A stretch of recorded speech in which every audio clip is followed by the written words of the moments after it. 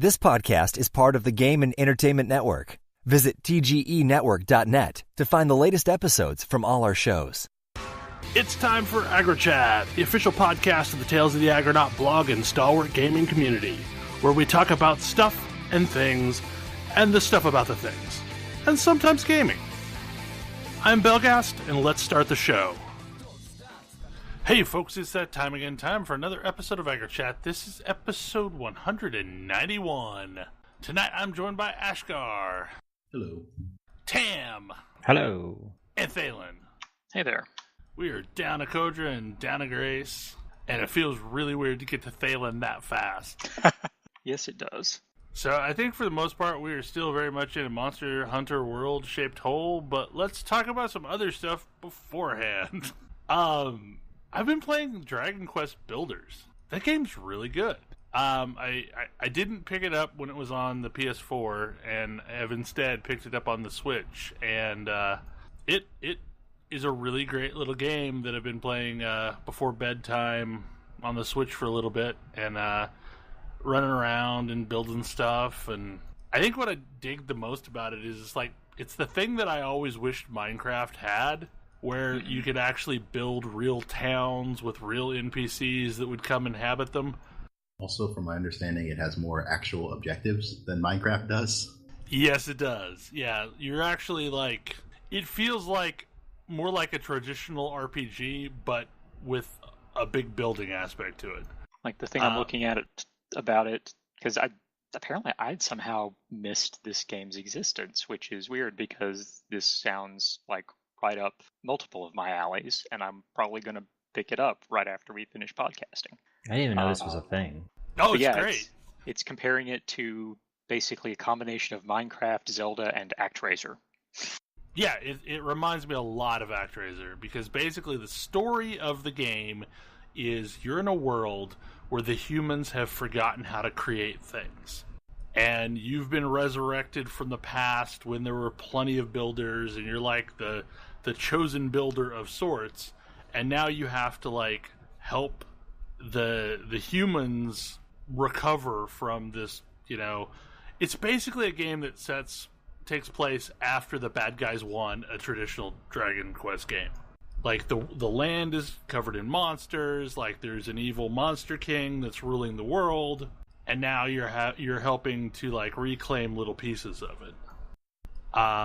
And there are things if you build a room, it has to have certain things before it's determined a room. But once it is, people will come in there and inhabit it, and you have random people wander up, kind of like what? Starbound had something similar to that. Yeah. And God, what's the other game like Starbound that's Terraria? Terraria, yeah. So it's a lot like Terraria. So if you build a thing, a shopkeeper may come in and inhabit it, or an artisan may come in and inhabit it, and you're having to go out into the world and discover how to make a pickaxe, or actually in this game it's like this giant mallet that you use to beat up rocks and get the ore from it. So you start off with just all you know how to do is make a stick, and you can use the stick to basically whack on things and crudely dig up ground and things like that. And as you find new materials, it's you remember what you're supposed to do with this thing now, and you learn the pattern. Or one of the townsfolk will send you off, and one of the townsfolk has this giant tome that explains the way the world used to be. And every so often he'll read a passage and it's this thing talks about this item. Do you think you can go find this? So you go off on a quest to figure out where this item is now and how to make the thing. And then you bring it back, and then you can somehow improve the town with it. I'm not sure how many quote-unquote worlds there are, but I know I found at least one teleporter that took me to a completely vastly different area. So I imagine that's going to be a thing. And I don't have the ability to actually found towns yet, but I assume that will be something that happens at some point as well.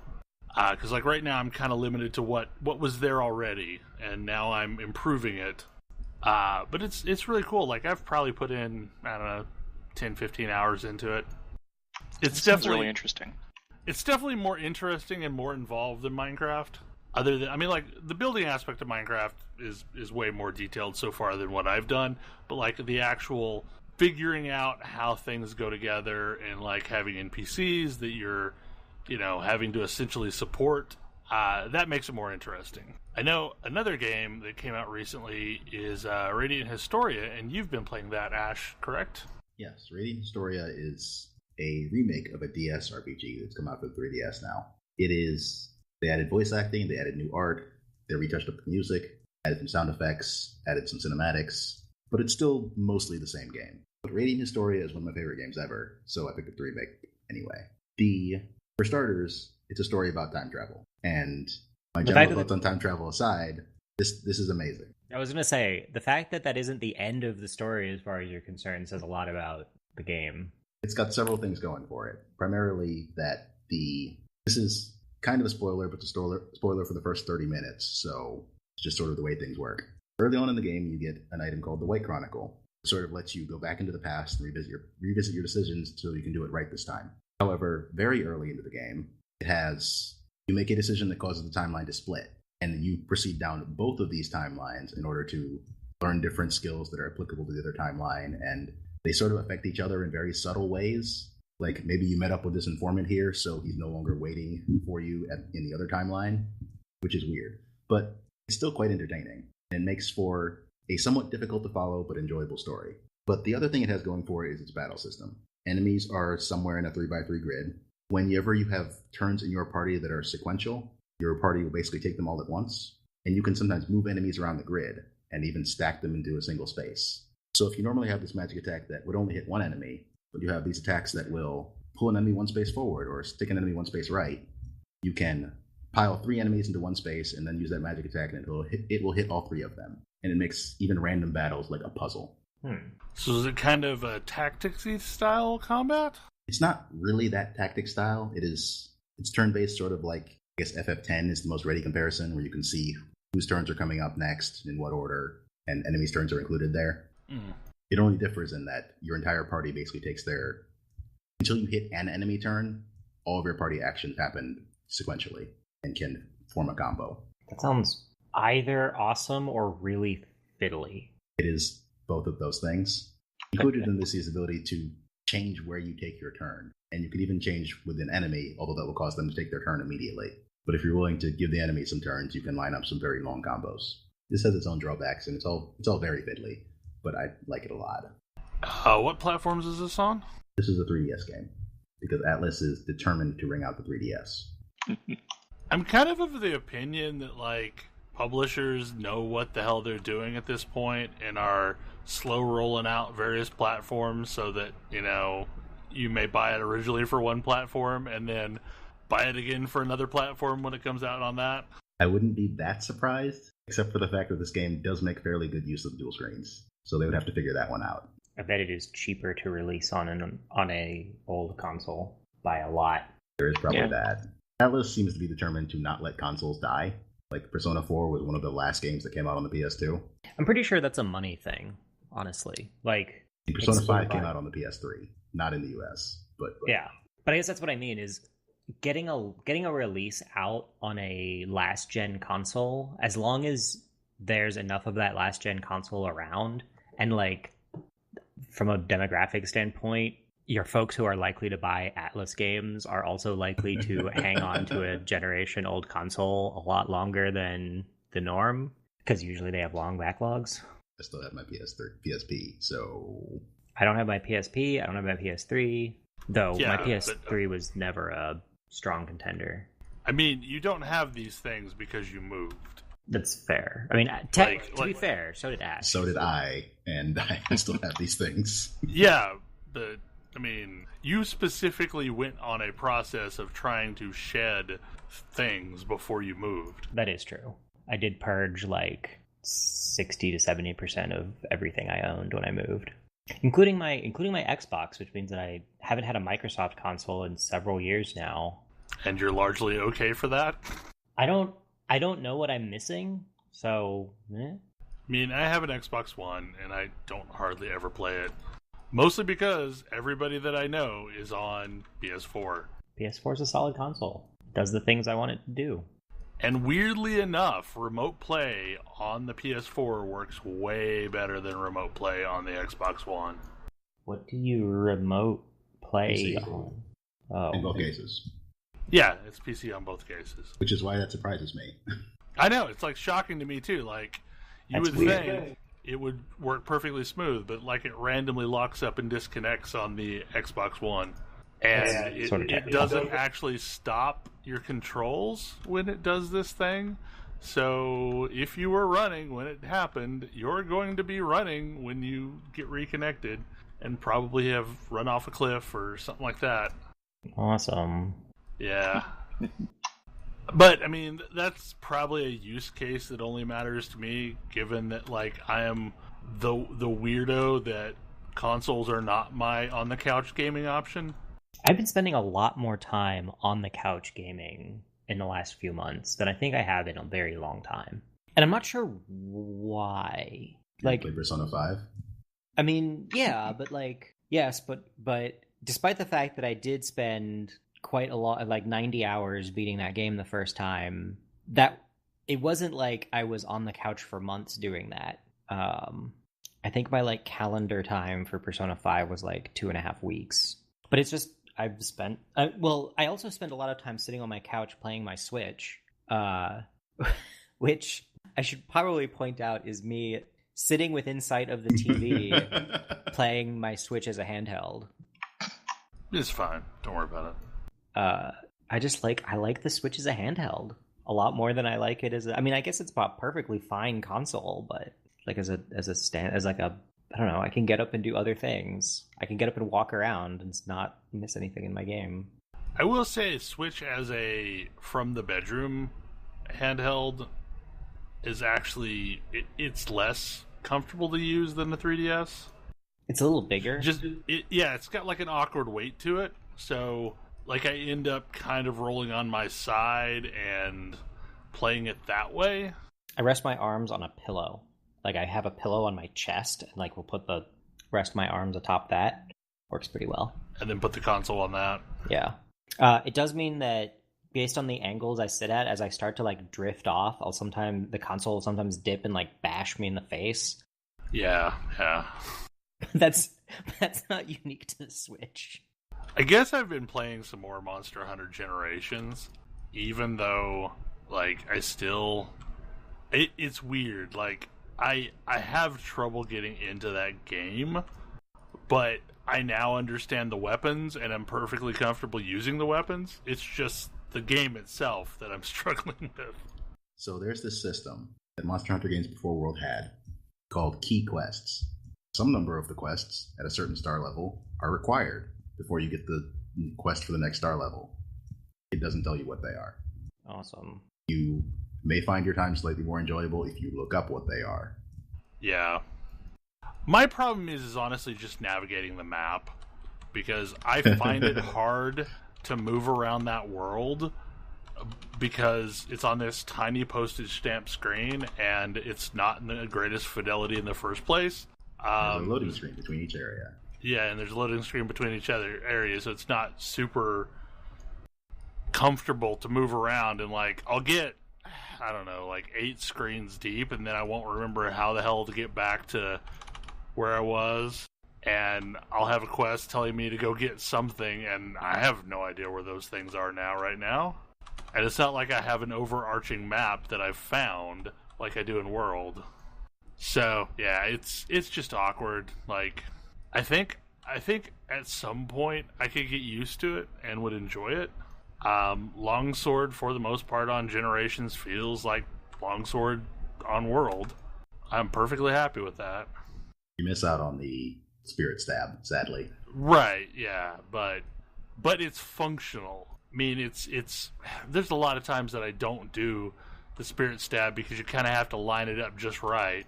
So my bread and butter combo is still there of, triangle to build Spirit Bar, and then What it's not R2 on the 3DS, but it's the equivalent of R2 to dump the spirit.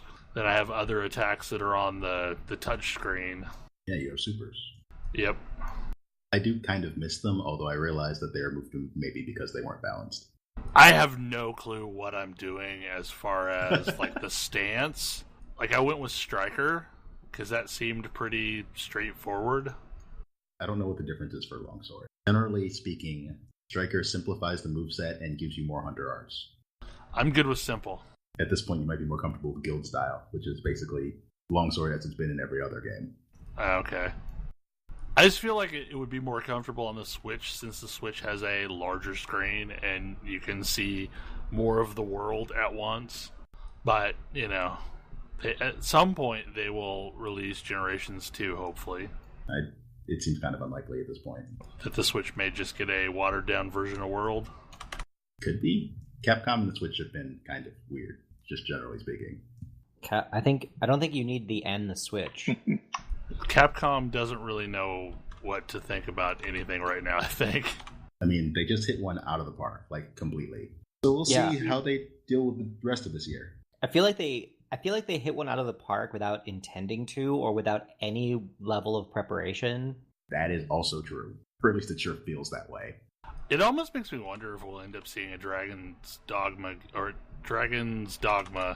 game in the style of World. Dragon's Dogma did some really heavy borrowing from Monster Hunter. Yeah, sure but it's also not it's similarly unapproachable at times. Also that. So like I feel like Dragon's Dogma would be a good game if they applied whatever logic they applied to World to that franchise. Cuz like there's some interesting stuff going on in that game. It's just super obtuse. Also fast travel doesn't exist and maybe it should. I thought the re-release added fast travel.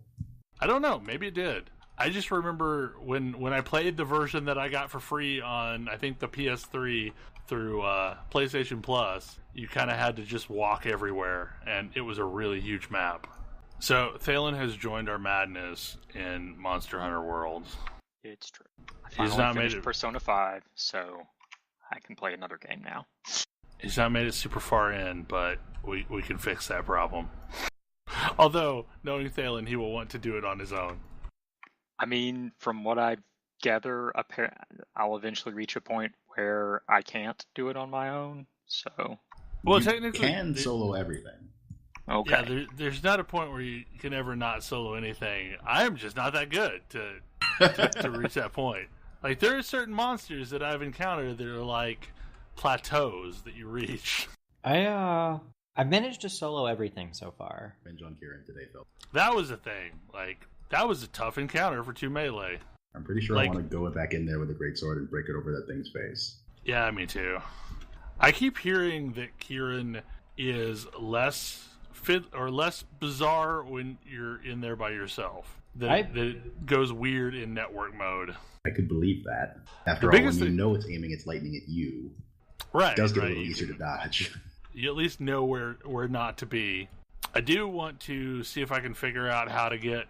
Like, I have Street Fighter V. I guess I no longer have a save on my hard drive from Street Fighter V. You need to have a save for the arcade edition, which means you need to have played it in the last month or so. Yeah, so I need to boot it up and play it so I can get the save so that I can get the Ryu quest so that we can all do the Ryu event because that's a thing. Oh, so we can all do it? If only one person right. request? Oh, right. So you can like search for people that are currently doing it. Because like a lot of people that have the save are just being general nice folks and throwing up an SOS the second that they enter. So that you can pop in and get your few pieces that you need to craft the Ryu set. The same was true for the like you've missed the first appearance of the Palico item from Horizon Zero Dawn, right? And the 28th, they're like, I've heard it's Aloy and Rost for the male and female options. Okay. I mean, all I heard was just Aloy because the Ryu set is just for you. Yeah. Well, so it's not the Sakura set this time around? I mean, if it's the Ryu set, you look like Ryu. Right, but I thought the Sakura set was going in at the same time. I also thought that, but I have not seen it yet. Okay. That's something I actually was kind of wondering. So are there gender limited costumes? Because one of the things I noticed when making my character was that hairstyles were not limited by gender, which they're not. Which Wolfie has this amazing character with like a huge beard and pigtails. I was tempted by the pigtails. He was. is Ladybeard. Armors, yes, I was pleased generally to see speaking, that. So do look different between genders. Although sometimes the themes are similar. Like the theme of the Kieran outfit is no clothes. I mean, there's subtle differences, like the Bond set for female characters gives like this really cute cat ears helmet, and for male characters it's just like I don't know how to describe it. It's like a blast shield. Yeah, like it's like a space shield with a blast suit down, or blast shield down. Man, you can't really see through it. I love my Lumu gear so much. You want to be the fuzziest thing ever? I don't really like I like roughly stitched together some bits to make my clothes look. And I feel like a whole ton of the armor in that game looks like just haphazardly thrown together. Like we got some bone bits here and we're just kind of draping whatever we can over ourselves for some modicum of protection, as opposed to like actually making a garment out of it. And the Lumu set actually looks like a garment. Whereas a lot of the other sets kind of blur together visually for me, where it's like, all right, they have some colors, but it's really just like hide and bone lashed together vaguely into some clothing. I'm not actually really getting that for the armors. The weapons, however, a lot of the weapons are, hey, we stuck some monster bits onto this thing. Yeah. I mean, a lot of the weapons are like that, but I still feel like there's like, I've draped some bones and lashed some leather onto me. I'm wearing some heavy plates, again, kind of lashed together, and I've got something with feathers. And then there's a few one-offs that I think are cool. I think the Rathian sets are cool. I think the Lumu set is cool. I think there's a lot more than that. Like, Tobi Kadachi said is this sort of like sleek bodysuit. I love the Zora Magdaros look of the set. That one is just like knight armor. I like the ones that are just knight armor. But those aren't, yeah, I like the ingot and alloy sets. I think those are really cool looking. I actually really hate the alloy set, or the ingot set. Oh, they both look cool on me. You look like a Katarinen from Dark Souls in the male ingot set. No, not the ingot set. That's the high metal. Right, that's high metal. Yeah, I don't like high metal looks sets. like. Oh god, you look like the Katarina Knight from Dark Souls. You are the biggest thing ever, which sucks too, because like it's a really good set, bonus wise. If you want to make a tanky anything, you can do better than that. Like roundabout armor exists for one. Yeah, I feel like I'm going to have a lot of different sets of armor for different purposes, because there are absolutely things that, like, each armor set seems to be really weak to something. In this game, as with most other games, I cannot be bothered to start swapping my armor around conditionally. All I know is I did so much better against Pink Rathian when I made a full set of bone armor, giving me, like, reasonable resist against Rathian. We definitely went up against Kieran today, and I had, like, -7 thunder resist or something. I had 23, and it was so much smoother than last time. So, there's that. So much of my strategy revolves around not being hit that, certainly not by elemental attacks. Those are bad. I've gotten much better at dodging things, so I guess that's the weird thing. Is like, sure, I feel like the extra gear is giving me more confidence, but in reality, I think I'm just getting better at not being hit by things. There is definitely that. Today, despite my comments on the gun lance so many times, I would like to be good with the gun lance. So today I took the starter gun lance and took it up against Great Jagras and killed him in probably 2 minutes. I really like the gun lance. I should try the regular lance and see if I like it anywhere near as much. But I like the gun lance. I mean, what do you like about the gun lance? Explosions?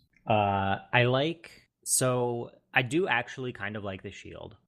It's very weird to me to have a shield actually do anything. You play Charge Blade, and that shield does things. I mean, other than hit monsters. I was gonna say, I know what that shield is for, but like, I don't really see blocking incoming attacks as an efficient way to deal with incoming attacks. My approach is almost universally don't be there. Those weapons are slow. So very slow. The gun lance hops around a whole lot. You kind of have to plan a few moves ahead with it, but my like basic attacks, because I'm always holding in a direction when I'm attacking, so I'm always moving when I'm gun lancing. I don't really like when there's an attack that like fires randomly into the sky, which is pretty worthless. And it's, for some reason, it doesn't, I don't know what lets me use the super. Triangle and circle while blocking. Oh, while blocking. Okay. That might be why. Because triangle and circle when you're not blocking. Otherwise, you'll do a slam, I think. No, you'll do an overhead.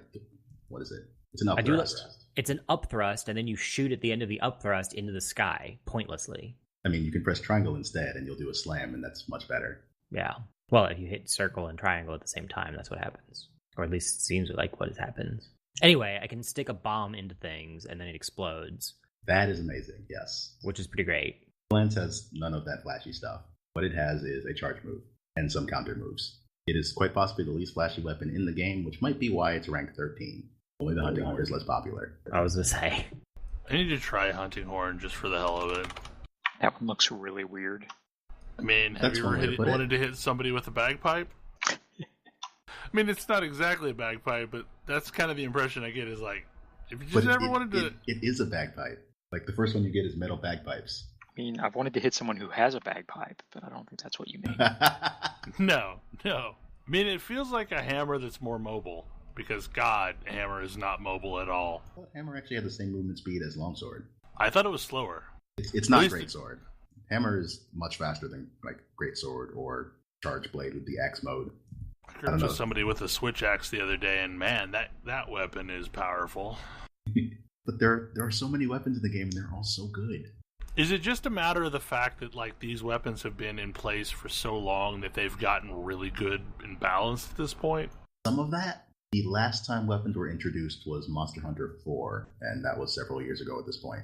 So they've had the Generation series of games as well as this to get them more balanced. In Monster Hunter 4, the Insect Glaive and the Charge Blade were new, and they were probably a little overpowered. You might argue that the Charge Blade is still overpowered, but I think it's great, so whatever. But the vast majority of the weapons have been around since, like, 2, I want to say. I think Longsword came in 2. Gunlance may have been in 3, as well as Hunting Horn, probably. I think that's honestly, like, the biggest problem right now with something like Dauntless is I think they only have 5 weapons currently. They have 5 weapons, and they don't have quite the variety in playstyles as if you picked 5 weapons out of Monster Hunter would have. Well, like, Monster Hunter has all these weapons, all these different playstyles, and then all these monsters that they can pull from. That's the thing I find funny about this one. Like, there are, 25, 26 monsters in this game, and only 7 or 8 are returning? I was shocked at how many of them were new. They definitely tried to go quality over quantity in this one, because Generations has, 50-some monsters in it, but there are some old favorites I would like back. I'm really going to hope that they kind of release it over time. I think Capcom is in the middle of learning things about how to do DLC, as we see their various experiments with their other properties. So I guess we'll see how it goes. Monster Hunter has never had monsters added before, except in, a new game. They would add, they normally have a game that has low rank and high rank, and then they come out with a sequel to that game that has low rank, high rank, and G rank. And for the most part, we only get that later game in the States. I assume G rank would be basically the equivalent of Tempered? Above that, sort of. Okay. Or G rank is directly above high rank rather than sort of an addition to it. Okay. But Monster Hunter 4 Ultimate is the only version of Monster Hunter 4 we got, and that was Monster Hunter 4G in Japan. But this game doesn't have a G rank, and it's a little unclear if they're going to make one with it, or they're going to just add it to this game, or... Because they are open to adding monsters, because Devil Joe is coming in the next major update they have. Devil Joe is what the old Party Crasher in high rank, where Basil Juice is the current one. God, that thing is so horrible. Oh man, that thing is my buddy. I don't think I hate it anymore. Oh man, it's But all. I am annoyed it landed on me when I was trying to kill Radobon. But usually it just comes in and drops a whole bunch of bombs, and damages whatever I was fighting more than it damages me. So we can be buddies. I'm friends with it. It likes to chase me around. I will share the sky with it. It is really big, and it roars really, really loudly. So it is kind of terrifying when it just shows up. I'm also not a huge fan of the catfish. Not for any reason other than the fact that I have to fight it in the water. And that's miserable. I mean, that sounds like a pretty good reason. I have a feeling I won't like lava catfish either. I haven't even tried to fight that thing yet. Nope. It seems to be non-aggressive. Because I've walked past it a bunch of times and it hasn't even attempted to aggro on me. I finally made it down there today, so I got to see that thing, along with Dodongo. Does he still not like smoke?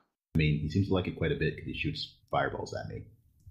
I haven't tried to see if he'll eat a bomb.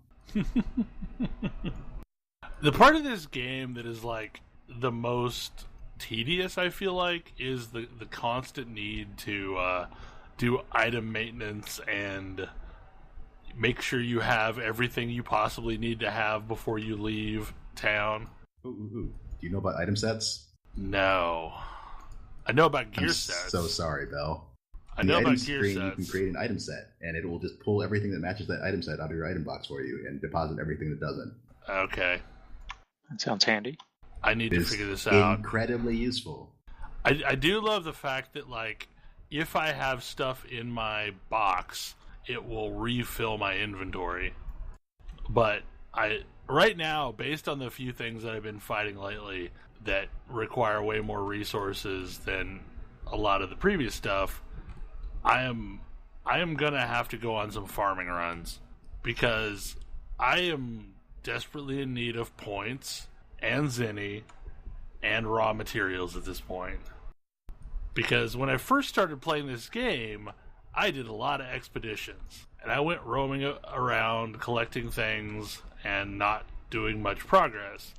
And now I've been fighting a lot of monsters. And as a result, my backlog of materials has, like, slowly been depleting. My solution to that has been the biologist guy in front of the ancient tree. Because he can just make stuff for you. The stuff he makes expands a lot if you do the quests for him, which involve killing, like, let's say, some Ornitars and some I've got other 3 various boxes. things. I only have 2 boxes, but he's making, like, bitter bugs and god bugs for me. What do you use god bugs for? I want to say they're used in catalysts, which are used to make some other high-end items. So currently what I am doing, and this is probably a less than efficient way of going about things, is they've become my zenny farm, and I am growing Might Seed, which I think sells for 120 or 160 zenny each. And every couple times I go back to town, I just run over there and sell it all, and it's, I don't know, 4,000 or 5,000 zenny at a time. But I guess I could be growing herbs and things like that I'm actually using on a regular basis. I did have him on herbs and honey for a while, just making mega potions for me, basically. Yeah. Then Does he auto-craft them? He does not auto-craft them. Okay. But it's not hard to just sort of go, oh hey, I have 200 of these things. Let's make them all. Let's just make all of them. Yeah. The other thing I need to do desperately is to clear out a lot of my investigations that I'm no longer ever going to run. And since I've hit the, 250 investigations cap. So does it not automatically remove old ones for you? No. Oh. At least it doesn't appear to be. So, like, I have all these old ones that are like, 2-star, that are just like, go kill some bugs.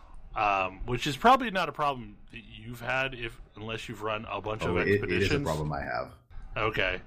Even if you're not an expedition, you still get investigations for stuff like that. Yeah, so they really need to give me the ability to, like, multi-select some of those and then delete them all at the same time. Because I've absolutely gotten a message saying that you don't have any room for new investigations, which was sad times. I guess I'll have to go delete some. Because right now I don't have that many great farming investigations that aren't, like, go kill a specific boss. If you run around in low rank and you get lucky and you get one that has a very large Zenny reward, that is what I have been using for farming Zenny, basically.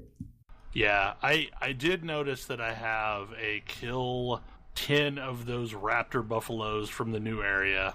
I don't remember what they're called. I can't help you there. It's like 10,000 Zenny. They're the like fuzzy raptors that are in the new area.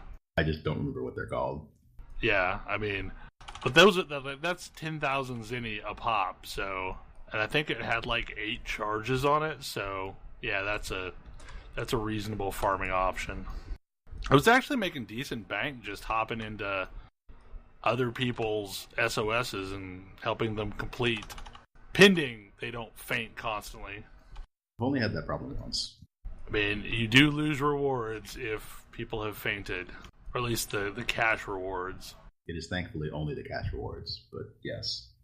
Kind of sucks if you're going for money and it turns out you didn't make it. I do like that you can run a search on the SOS for specific targets. Like if you're just wanting to farm materials off of a specific monster, you just look for people that need help with that one monster. That is how I got probably 80% of my Togekidachi kills in low rank. People SOS that quest all the time. Yep. Against a very fast monster who is somewhat hard to hit. I think the only real thing that I have as a complaint is still that I wish grouping worked a little bit better. And even like it's more than just that. Like I'd really like to see the squad thing work more like an MMO guild. I wish more than one person could invite to a squad. Yes. That's really my big complaint there.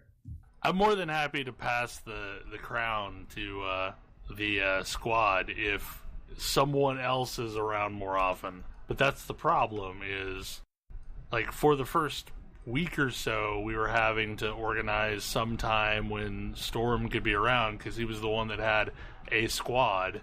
And now we created another one, but I have trouble grouping up with people because, like, usually about the time you guys are logging in, I'm logging out, other than weekends, because time difference.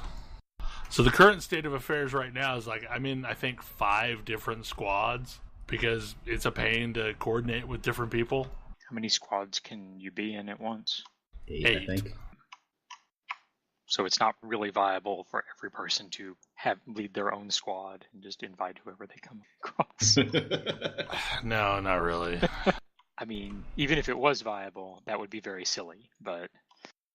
I mean, and the other problem is there's not like there's actually a real friends list in game either. You can invite people from the PSN friends list. That's more functional than really anything they included in game. Right. Like, honestly, the integration with PSN is probably the best way to do anything. And because of that, like, I try and keep my party, like, unless I'm joined with somebody else that created a private party, I try and keep my party open just so people can pop in from the front screen of Monster Hunter World. Because it'll list, like, here's all your friends that are in sessions. And that, honestly, is probably the best way to group up with people. And even though the grouping functionality doesn't work amazingly well, it still kind of feels like that whole MMO experience to me. Or at least it scratches that itch for me. Yeah. It's like an MMO with just boss fights. Yeah, it's got more than just boss fights, but the boss fights are the important part. Right, it's like these epic boss fights, and then other stuff you could be doing when you don't want to be doing epic boss fights. I mean, the first quest was basically kill 7 rats. I mean, they were lizards, but, you know, still. I will say the quests are far less kill 10 rats after that first one. Is it more kill 1 really big rat? Basically. Yes, one giant rat. The first one is, hey, kill 7 of these small things that pose no threat. Next one is, hey, kill like 9 of these things that might pose you an actual threat. And then the rest are big monsters. Then it's like, go kill a sand giant. Now go capture a sand giant. Great Jaggers is way less threatening than a sand giant. It's true. Great Jaggers is like, I don't know, not like, other than the annoying rollover thing that he does, Great Jaggers is not a rough fight. Though in beta, he absolutely killed me.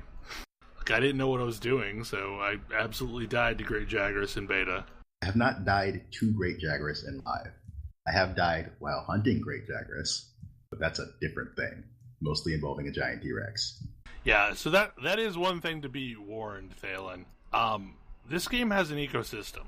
Right. I know we talked about this a little bit last week, but you will absolutely get, like, the thing you are attacking attacked by something else.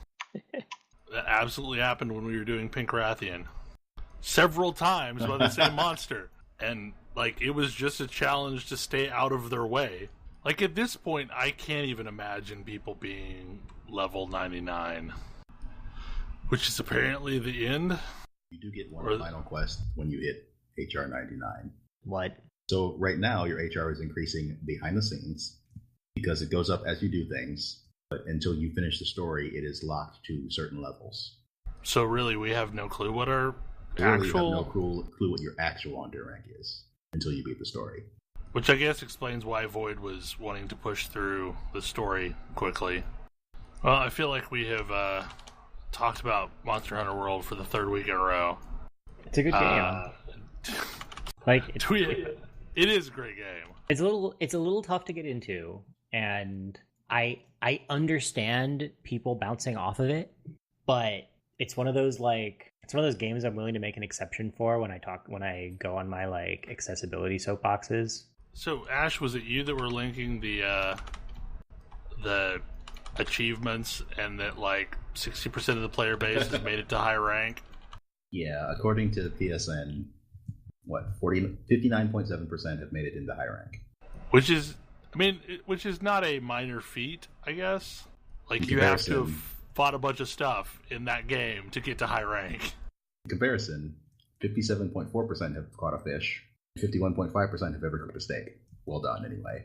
The steak one amuses me because one of the first quests in a lot of the previous Monster Hunter games is cook a steak well done. But it's not really necessary and kind of just fiddler. Granted, well done steaks are very good because they max out your stamina and keep it from dropping for a while, but you don't need to know about them when you start the game. I still, to this point, have not cooked a steak on a spit in this game. I have in other Monster Hunter games, but not this one. Oh man, I cook steaks all the time. I just like the song. There's just so much this game does, like, to put it over other Monster Hunter games. So very much. I need to go down through my crafting list and just, like, craft everything that I can that's currently question mark. So I at least know what options I have. You can make dash juice. Dash juice is amazing. Dash juice half stamina consumption. When you gotta go fast. It's so good.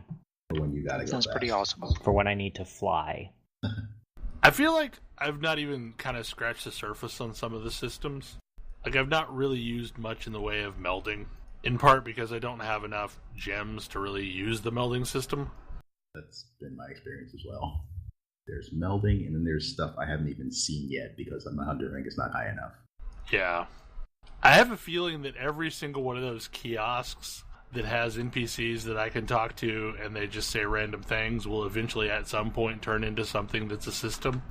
It probably won't be all of them, or alternately, they might be saving some of them for DLC. Well, I am definitely a systems person, and I appreciate that the game has a mountain of systems, but I also appreciate that you don't need all of them when you start. Yeah, I appreciate that it kind of... Like, that's the biggest thing about this game, is it does a decent job of easing you into caring about the things that you need to care about at the moment you need to care about them. So I can reasonably ignore systems until a tutorial appears for them? Pretty much, yeah. Good, because yeah, there's clearly a lot of them.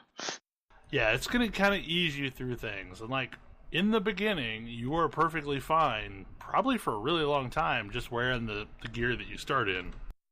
I mean, you can ignore system, like there are systems that I have ignored for quite some time that I just don't care about. Like, there's a whole like deep weapons and armor skills system that you could probably optimize, and I just don't care. Like, I feel like that's worth caring about. I mean, there's some parts of that system that I care about and some parts that I don't, and I don't feel the need to like delve all the way through them in order to have a functional like game experience. I think mostly I've just found these are the things I actually like on weapons. These are the things I don't care about on weapons. Yeah. Like, there's probably a whole, like, elemental resistance... Like I was saying, I have ignored the entire elemental resistance system completely start to finish and have had absolutely zero ill effects on it. I bet I could probably, like, develop a playstyle in which I actually do care about those things, and it would be worth me caring about them, but ignoring it also hasn't really hurt me. And similarly, like, I very rarely use consumable items other than potions to restore my health. And, like, some of them are very good, but it's also not a system that you need to delve into. And I've beaten basically everything except for the highest end stuff. Yeah, I mean, like, I've not really touched armor potions or anything like that yet. There's, like, demon drugs and armor potions and powders. And, I mean, I've made some and I've tried them out, but haven't really, like, delved super deep in them. I mean, hell, Ash pointed out as I was fighting the basically not final boss, because everything is a final boss. They keep telling you it's the final boss. But the last, like, significant story boss that actually gets any setup in the story, I fought. And as I was doing that, Ash was telling me about, hey, did you know this? Did you know that weapon that you use does a thing that you didn't know about? And I'm like, oh, huh. That changes the way I use this weapon. Kind of cool. And that's, like, my primary weapon. Like, I just didn't know all the moves for it, and it wasn't really harming me. Yeah, I mean, I think, Thalen, like, the best way to view, or at least the thing that works for me personally, is I think of every weapon as a fighting game character. That makes sense. Like, they do things, and, like, you kind of have to learn the things that the weapon does. Alright, so which weapon is Ryu? Sword and shield. Okay. Sword and shield, probably, yeah. I kind of feel like Sword and Shield is this baseline that everything then is kind of tweaked off of. Sword and shield does everything. It can mount, it can stun, it can use items while you have it out. It's just amazing. And I don't know why more people don't use it. You can use items while Sword and Shield are out? Yep. What? Time to try Sword and Shield.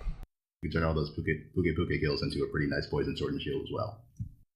Honestly, like, the biggest reason why I didn't do Sword and Shield from the start is because it's a freaking dagger and shield. It's not a sword and shield. Sure, the first one is barely a sword. It's a sword. Like that's what I was initially equipped with. That's not a sword. That's not a sword at all. They told me, go pick a different weapon out of the chest. So I assumed that was, like, just, like, a random backup knife or something. But it sounds like it is a weapon type in and of itself, and I should try it out. So if Sword and Shield is Ryu, I have no clue what Longsword is.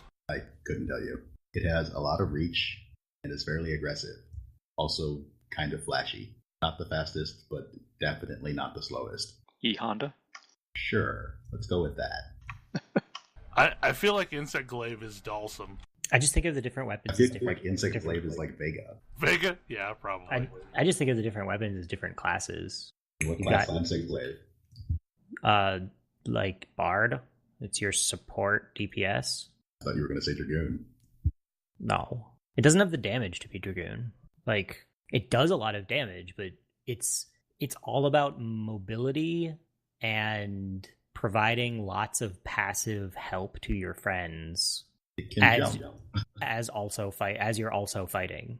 Oh, I feel like one other really important thing is that attack power is absolute nonsense when you're comparing multiple weapon types. Okay.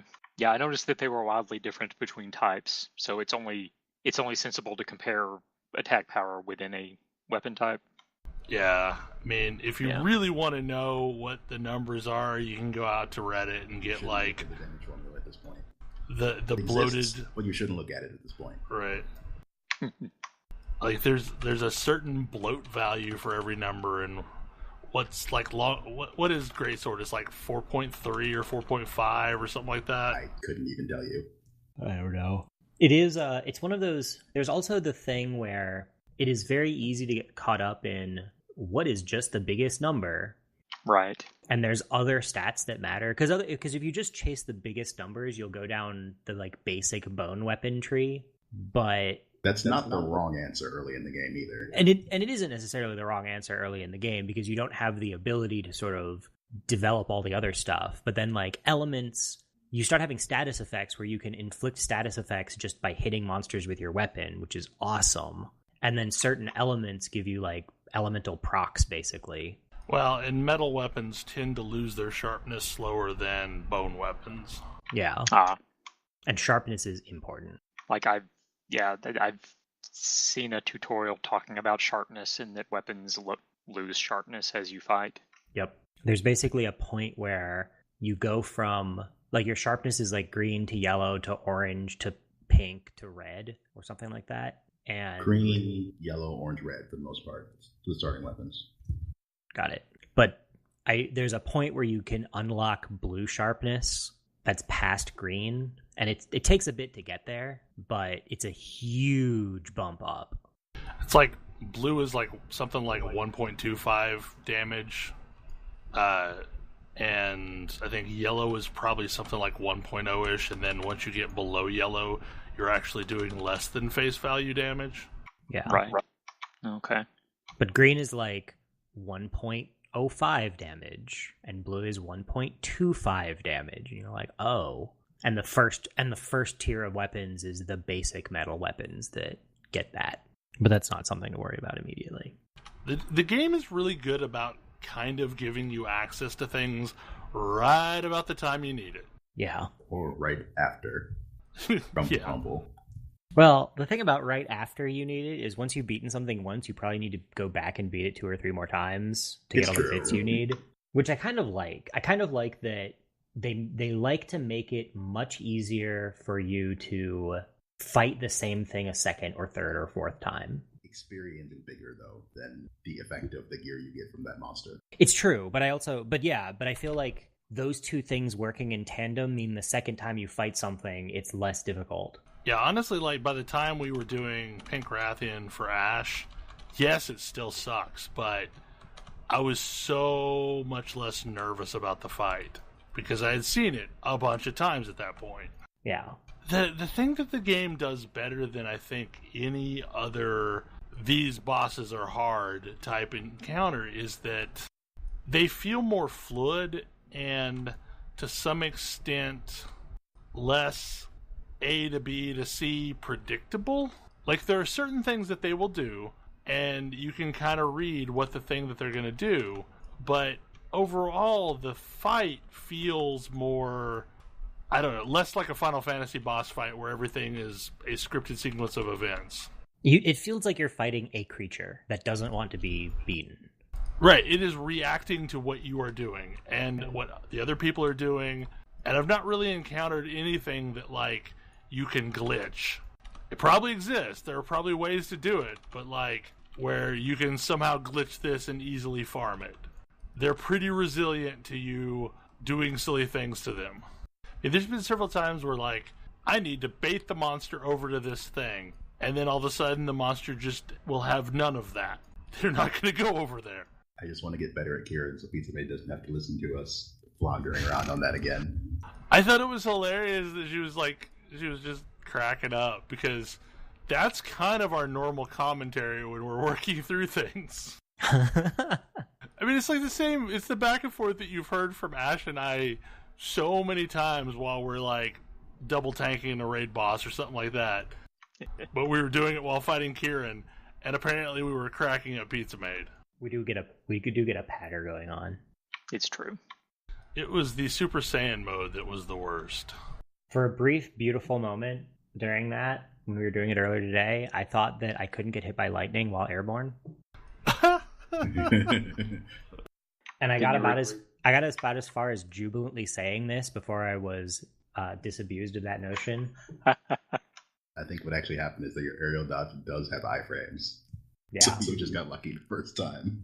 Well, the first few times, because I thought that was important, and then suddenly I did find out that shields can block Flash Lizard Flash. Yes, they can. Shields can block roars too sometimes. It's really funny. So Final Fantasy XIV has taught me that I can turn away from flashes, and I keep doing that, even though I know I can't in this game. Monsters can. You can't. Monsters can't turn away from that flash, actually. That's true. I will absolutely use that flash to my advantage when I'm hunting something else. Oh, yes. I just leave that thing alone whenever it shows up in the Coral Highlands, because I hope it will flash whatever I'm actually fighting. And usually it does. Right, I just have to make sure I'm on the non-business end of the flash. It works most of the time. Anyway, I am super interested, Thalen, to see what you think as you get further into this game. Yeah. Hopefully I'll be able to Also, catch you guys online and get some assistance with things. I will have someone else in my time zone. But that's entirely my fault, because I've been going to bed crazy early lately. But anyway, do we have anything else that we want to talk about? Any other things that popped into your head as we went through what we've already talked about tonight? I don't think I have anything. I think we're good. So, next week we will be recording or at least I think we will be recording the Pyre Game of the Month show. If not, you'll find out next week. Yeah. If not, something will have happened that has caused us to push it back. But anyway, hopefully you enjoyed the show, and we will see you again next week. Good night. Good night. Good night. See you.